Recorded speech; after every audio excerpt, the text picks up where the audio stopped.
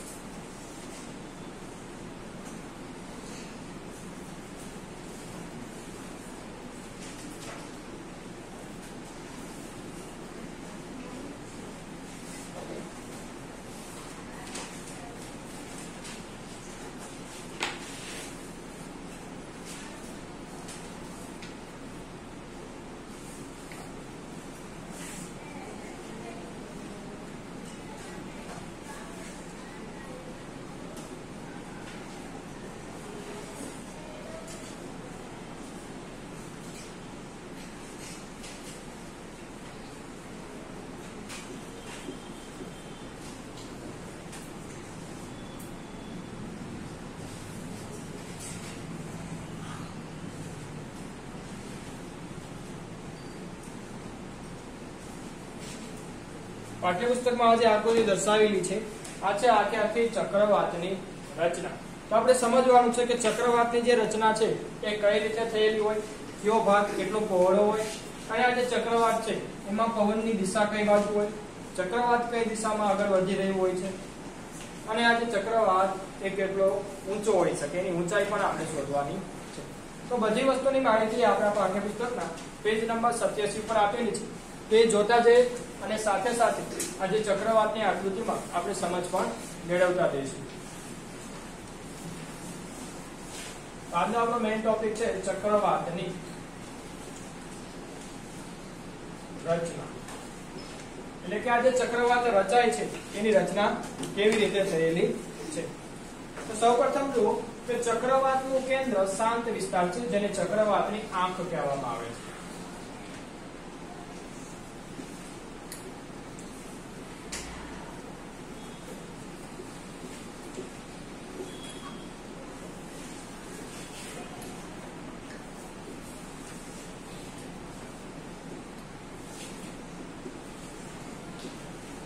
આજે ચક્રવાતનું કેન્દ્ર તમને દેખાય છે, આ જે ભાગ છે એ ચક્રવાતનું કેન્દ્ર છે.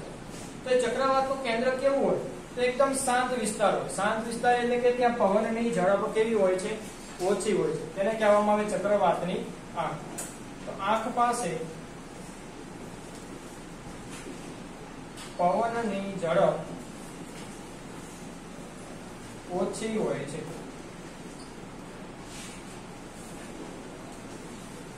એટલે કે આ જે ચક્રવાતનું કેન્દ્ર છે, ચક્રવાતની આંખ છે, એની પાસે પવનની ઝડપ કેવી હોય છે? એકદમ ઓછી હોય છે. આ આંખનો વ્યાસ આપણે જોઈએ તો 10 થી 30 કિલોમીટર સુધીનો હોય છે. આંખનો વ્યાસ 10 થી 30 કિમી હોય છે. હવે આપણે ચક્રવાતની જે આકૃતિ છે એમાં આંખને સમજવાનો પ્રયત્ન કરી કે આ ક્યાં આવેલી છે, એનો વ્યાસ કેટલો હોય અને કેમ તેના પવનની ઝડપ ઓછી હોય. તો સૌપ્રથમ પહેલા આપણે આંખને ઓળખીએ કે કઈ જગ્યાએ આવેલી છે. તો આ જે વિસ્તાર તમને દેખાય છે કે જે ચક્રવાતનો વચ્ચેનો ભાગ છે, આ આખે આખો ભાગ છે, આને કહેવાય ચક્રવાતની આંખ. ચક્રવાતની આંખ એટલા માટે કહેવામાં આવે છે, વચ્ચેનો ભાગ છે કે આંખ જેવી રચના બને છે, એટલા માટે આને કહેવાય ચક્રવાતની આંખ. ચક્રવાતની આંખ પાસે પવનની ઝડપ કેવી હોય? તો ઓછી હોય. હંમેશા ચક્રવાતથી જેમ જેમ થોડા દૂર રહો એમ એની પવનની ઝડપ વધતી જાય છે અને વધારે દૂર જાઓ તો પાછી ઘટતી જાય છે. અને એકદમ સેન્ટરમાં એટલે ચક્રવાતનું જે કેન્દ્ર છે એનો વચ્ચેનો ભાગ, ત્યાં પવનની ઝડપ કેવી હોય? ઓછી હોય.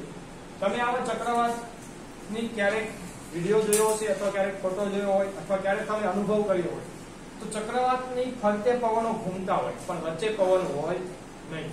એની આંખ કહેવામાં આવે છે. તો ચક્રવાતની આંખ શાંત હોય કારણ કે આ પવન ધીમા હોય છે. હવે એનો વ્યાસ જોઈએ, એક 10 થી 30 કિલોમીટર. એટલે જે આ ભાગ છે ચક્રવાતની આંખનો, અહીંયાથી અહીંયા સુધીનો ભાગ, એનો વ્યાસ કહેવાય.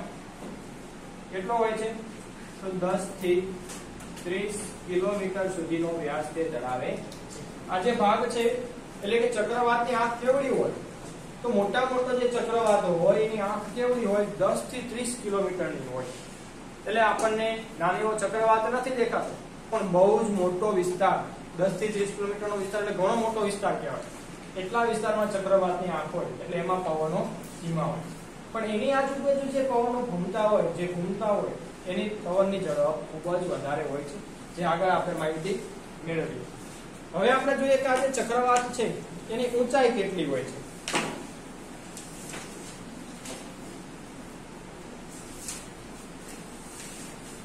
ચક્રવાત પૃથ્વીની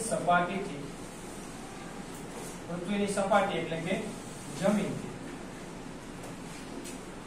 10 થી 15 કિલોમીટરની ઊંચાઈ પર હોય છે. 10 થી 15 કિમી ઊંચાઈ પર હોય છે. એનો મતલબ આ જે ચક્રવાત છે એનો આપણે જમીનથી એની ઊંચાઈ માપી. અહીંયા જો તમે જમીનથી શરૂઆત એની થાય ચક્રવાતની અને છે ઊંચા હોય તો કેટલા ઊંચા હોય છે? તો એની ઊંચાઈ પાઠ્યપુસ્તકમાં આપણને આપેલી છે કે આ જે ચક્રવાત છે એ 10 થી 15 કિલોમીટર સુધી ઊંચા હોઈ શકે. એટલે કે અહીંયા જે આપણે માપ કરીએ, અહીંયાથી લઈને અહીંયા જમીન સુધીનું માપ, આની ઊંચાઈ કેટલી છે? 10 થી 15 કિલોમીટર સુધીની ઊંચાઈ આ ધરાવે છે, જે ઘણી બધી વધારે ઊંચાઈ કહેવાય. 10 થી 15 કિલોમીટર એટલે કેટલું બધું ઊંચું કહેવાય?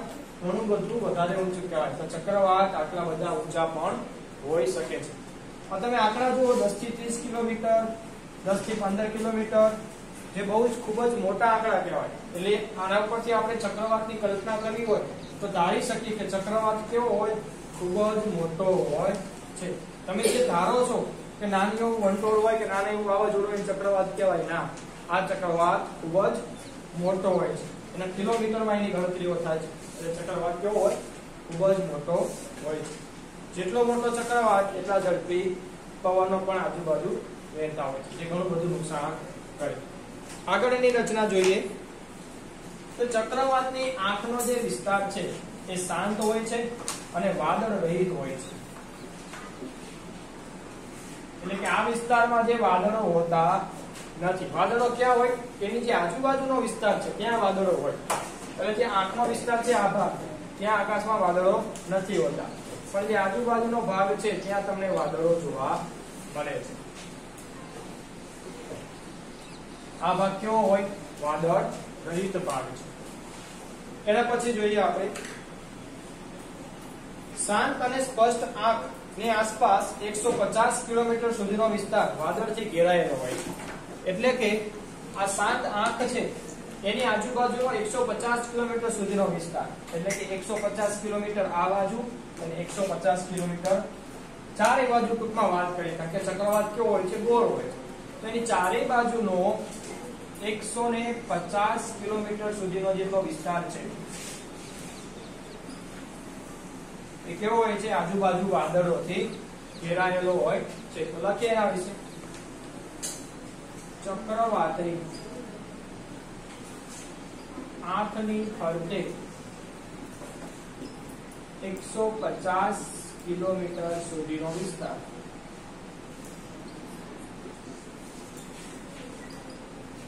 વાદળોથી ઘેરાયેલો હોય છે. એટલે કે જે ચક્રવાતની આંખ છે જે ગોળાકાર હોય છે, એની આજુબાજુ ચારે બાજુ 150 એમ ચારે બાજુ 150 કિલોમીટરનું જે સર્કલ બને, એટલે કે આ જે સર્કલ બને છે 150 કિલોમીટર સુધીનું, આટલો વિસ્તાર કેવો હોય છે? વાદળોથી ઘેરાયેલો હોય છે. વાદળોથી ઘેરાયેલો હોય એટલે ત્યાં વરસાદ પણ હોય અને સાથે સાથે ખૂબ જ ઝડપી પવનો પણ વહેતા હોય. એટલે આ વરસાદ છે વિનાશકારી વરસાદ હોય છે, જે ખૂબ જ ઝડપથી વરસાદ પડે, પૂરની સ્થિતિ પણ આવી શકે અને સાથે સાથે પવનોની ઝડપ વધારે હોવાથી ઘણું બધું નુકસાન થતું હોય છે. આગળ જોઈએ, આ વિસ્તારમાં પવનની ઝડપ કેવી હોય છે? ખૂબ જ વધારે હોય છે. એની ઝડપ પણ આપી છે 150 થી 250 કિલોમીટર પ્રતિ કલાક. આજે આપણી ફરતેનો વિસ્તાર છે ત્યાં પવનની ઝડપ કેવી હોય છે? ઝડપ વધારે હોય છે. પવનની ઝડપ છે 150 કિલોમીટર પ્રતિ કલાક થી 250 કિલોમીટર પ્રતિ કલાક. તો આ ઝડપ ખૂબ જ વધારે કહેવાય, કારણ કે આપણે 70 થી 80 કિલોમીટર પ્રતિ કલાકની ઝડપે જ્યારે આપણે બાઇક ચલાવતા હોય, વાહન ચલાવતા હોય, ત્યારે પણ ખૂબ જ વધારે પવન આવે છે. તો વિચારો તમે 150 અને 250 એ ઝડપ કેટલી બધી વધારે કહેવાય. આનો મતલબ થાય 1 કલાકમાં 250 કિલોમીટર સુધીનું અંતર એ કાપી શકે છે પવનો. તો આ ઝડપ ખૂબ જ વધારે હોય. એટલે આજુબાજુ જે આ પવનો ફરે છે એ પવનોની ઝડપ આપેલી છે આપણને 150 કિલોમીટર પ્રતિ કલાક થી 250 કિલોમીટર પ્રતિ કલાકની ઝડપે આ પવનો ફરતા હોય છે. કેની વાત કરી રહ્યા છીએ આપણે? આંખની આજુબાજુનો જે 150 કિલોમીટરનો વિસ્તાર છે ત્યાં. એના પછી ત્યાં ભારે વરસાદ આપતા ગાઢ વાદળો હોય છે અને જેમ જેમ તમે આ વિસ્તારથી દૂર જતા જાઓ, આ જે વિસ્તાર છે 150 કિલોમીટરનો, એનાથી જેમ જેમ દૂર જતા જાઓ એમ પવનની ઝડપ ક્રમશઃ ઘટતી જાય છે. દૂર જતા પવનની ઝડપ ઘટે છે. એનો મતલબ એવો થાય કે જો તમે ચક્રવાતના કેન્દ્રમાં હોય, એટલે કે આંખવાળા જે 10 થી 15 કિલોમીટરના વિસ્તારમાં હોય તો ત્યાં પણ પવનની ઝડપ ઓછી હોય, અને જો તમે ચક્રવાતથી 150 કિલોમીટર પછી દૂરના વિસ્તારમાં હોય ત્યાં પણ પવનની ઝડપ કેવી હોય? ધીમે ધીમે ઘટતી જાય છે. જેમ જેમ દૂર જતા જાય એમ પવનની ઝડપ ઘટતી જાય છે. તો સૌથી વધારે ઝડપ જો કોઈ તમને પૂછે તો કોની હોય? તો સૌથી વધારે ઝડપ પવનની ક્યાં હોય? તો પવનની સૌથી વધારે ઝડપ ચક્રવાતની આંખથી 150 કિલોમીટર સુધીના વિસ્તારમાં ચક્રવાતથી આંખથી લઈને જે 150 કિલોમીટર સુધીનો વિસ્તાર છે, એટલે કે જે આટલો વિસ્તાર છે અહીંયા સુધીનો, આ વિસ્તારમાં પવનની ઝડપ ખૂબ જ વધારે હોય છે. એટલે સૌથી ઓછી ક્યાં હોય? તો ચક્રવાતની આંખની એક્ઝેક્ટ તમે વચ્ચે આવતા હો તો તમારી પવનની ઝડપ સૌથી ઓછી હોય. અને જેમ જેમ ચક્રવાતના 150 કિલોમીટરથી તમે દૂર જતા જાઓ એમ એમ પવનની ઝડપ પણ સાથે સાથે શું થાય છે? ઘટતી જાય છે. તો આ જે છે એ ચક્રવાતની રચના છે.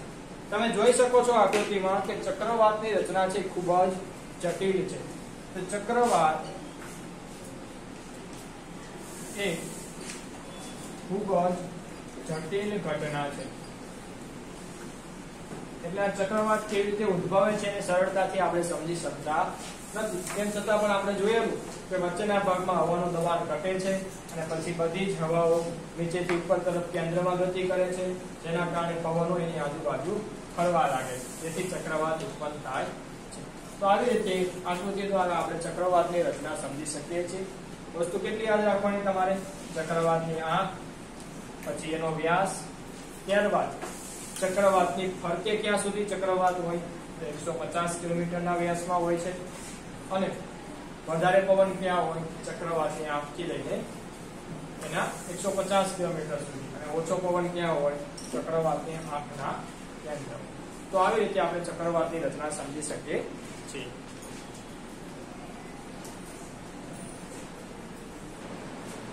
તો આપણે જોયું કે ચક્રવાત કઈ રીતે ઉત્પન્ન થાય છે.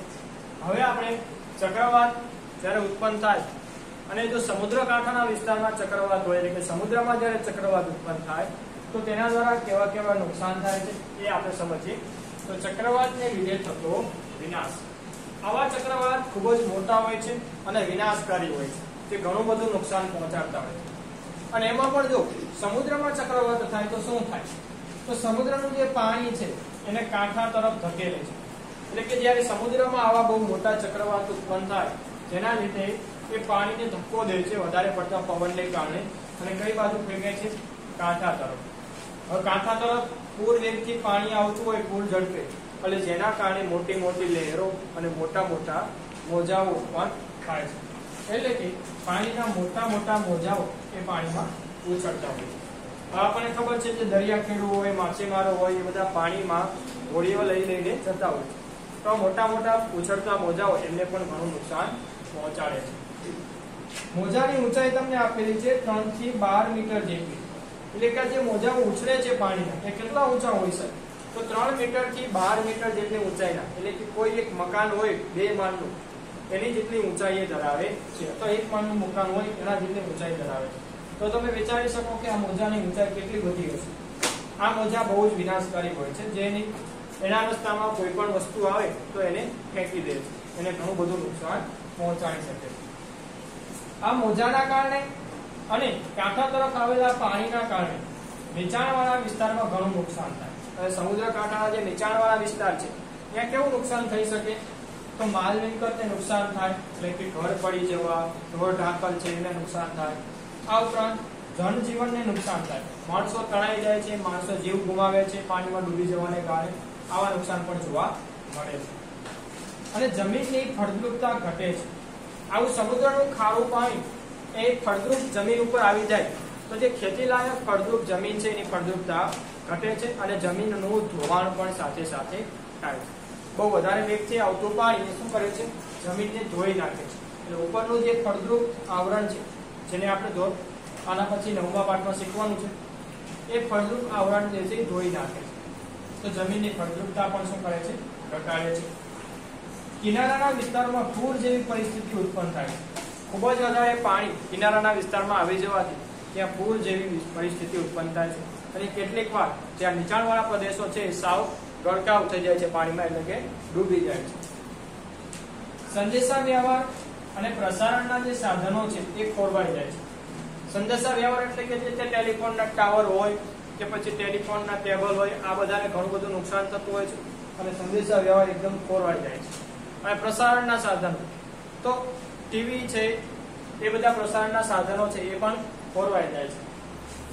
વૃક્ષો અને બાકી માલ મિલકતને ઘણું નુકસાન થાય.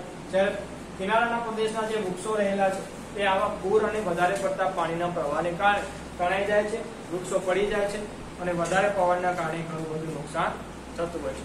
તો કોઈ એક ચક્રવાત છે એ ઘણો બધો વિનાશકારી હોઈ શકે છે, ઘણો બધો વિનાશ સર્જે છે. એટલે ખાસ કરીને જ્યારે તે સમુદ્રમાં ચક્રવાત આવતો હોય ત્યારે વરસાદ અને પાણીના મોજાના કારણે ઘણું બધું નુકસાન થતું હોય છે.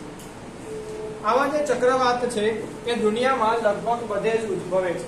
લગભગ દેશોમાં ચક્રવાત જોવા મળે છે. જે સમુદ્ર કાંઠાના દેશો છે એમાં ચક્રવાત હોય જ. એમાં પણ ચક્રવાત અલગ અલગ દેશોમાં અલગ અલગ નામે ઓળખાય છે. જેમ કે ભારતમાં ચક્રવાત, અમેરિકામાં એને હરિકેન નામે ઓળખવામાં આવે છે. ચક્રવાતને હરિકેન નામે ઓળખવામાં આવે છે. જ્યારે જાપાન અને ફિલિપાઇન્સમાં આ બે જે દેશો છે એમાં ચક્રવાતને ટાઇફૂનના નામે ઓળખવામાં આવે છે. બુકમાં અંડરલાઈન કરી લેજો. ચક્રવાતના અલગ અલગ નામ છે.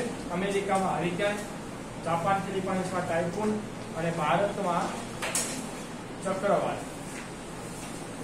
આમ અલગ અલગ દેશોમાં ચક્રવાત અલગ અલગ નામે ઓળખાતા હોય છે. અને હવે તો ચક્રવાતને આપણે અલગ અલગ નામ પણ આપીએ છીએ. વારાફરતી આવતા ચક્રવાતને અલગ અલગ દેશો દ્વારા જુદા જુદા નામ પણ આપવામાં આવે છે. તેના આધારે આપણે ચક્રવાતને ઓળખી શકીએ. તો હવે પછીના સ્ટેપમાં આપણે જ્યારે ચક્રવાત ઉદ્ભવે ત્યારે એની વિરુદ્ધ કેવા કેવા સાવચેતીના પગલાં લેવા જોઈએ અને જ્યારે ચક્રવાત હોય ત્યારે શું કરવું અને શું ન કરવું જોઈએ એની માહિતી આપણે મેળવીશું આના પછીના લેક્ચરમાં. Thank you.